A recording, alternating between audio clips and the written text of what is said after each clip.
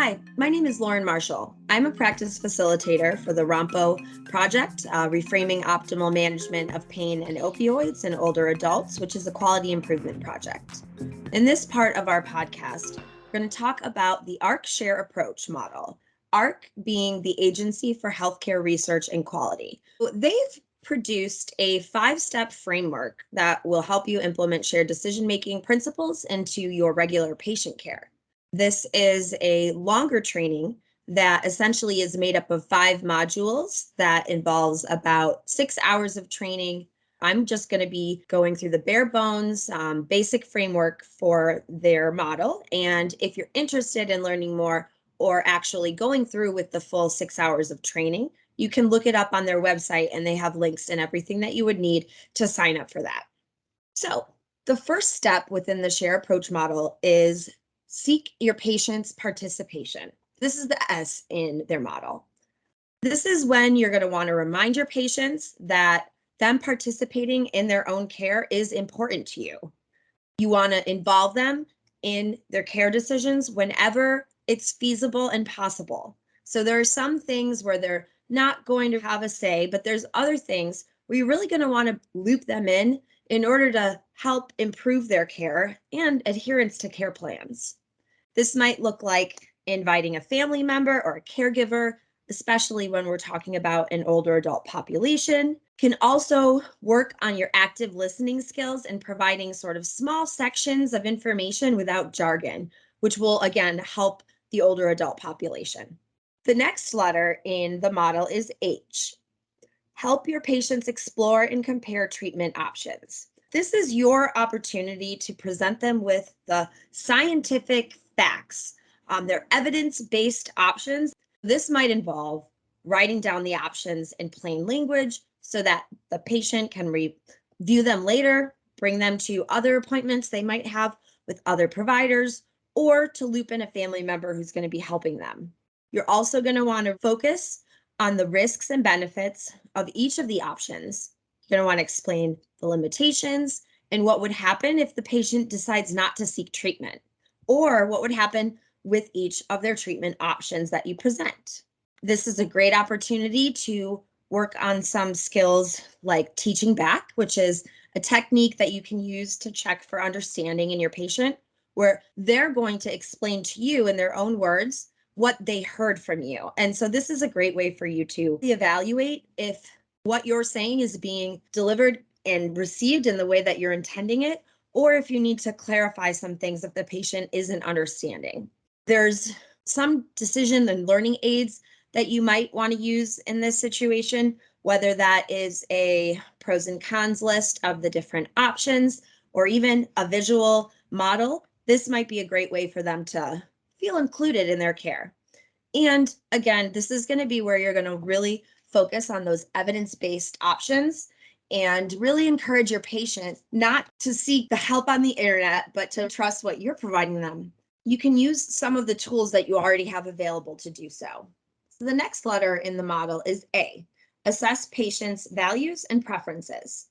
So talked about it a little bit already, but the best way for you to help your patient adhere to their care plans and to improve their conditions is really going to be by asking them what's important to them, evaluating what's most important for their own life and their own recovery, whether that's recovery time, maybe the cost of the medication or procedure, the level of pain they're in, the level of functionality that they're trying to achieve. And this is where you're going to want to try to agree with the patient on what's important.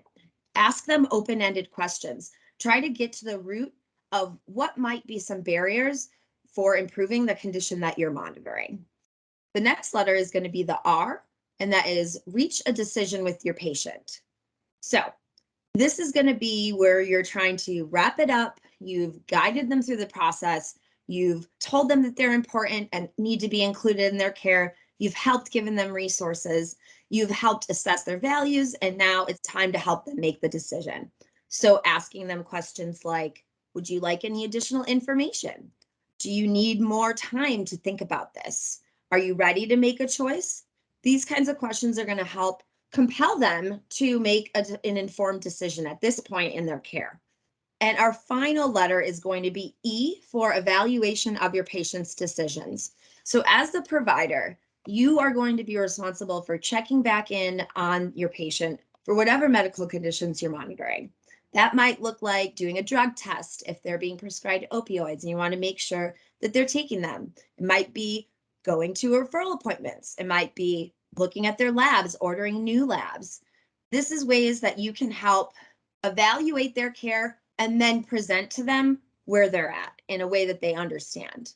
One of the things that I think might be helpful at this point in the podcast is to run through a brief case study or example of a patient being walked through this process by their provider. So in this situation, the patient is a smoker. They're 65. They've been smoking for most of their life. Talking about quitting has come up in previous appointments. And so I'm going to be sharing an observation that I had of when I was able to view one of our providers and really walking through this model with their patient regarding smoking cessation. The patient and the provider had conversations about quitting before. And so this was a follow-up and really getting at assessing where the patient is now and where they're at in their desire to quit. Firstly, asking the patient if they're still interested in quitting, if they've tried anything in the time between you've seen them last, if they've have anything going on in their life that could impede or create a barrier on this. Then you're going to walk them through the options. And with smoking cessation, there are many options. You've got the patch, you've got the gum, you've got medication that patients can take that will help reduce their cravings and reliance on nicotine. You also have some behavioral tips, models that you can represent for them. So maybe that looks like having a lollipop after a meal, because that's a time when you would really be triggered to smoke.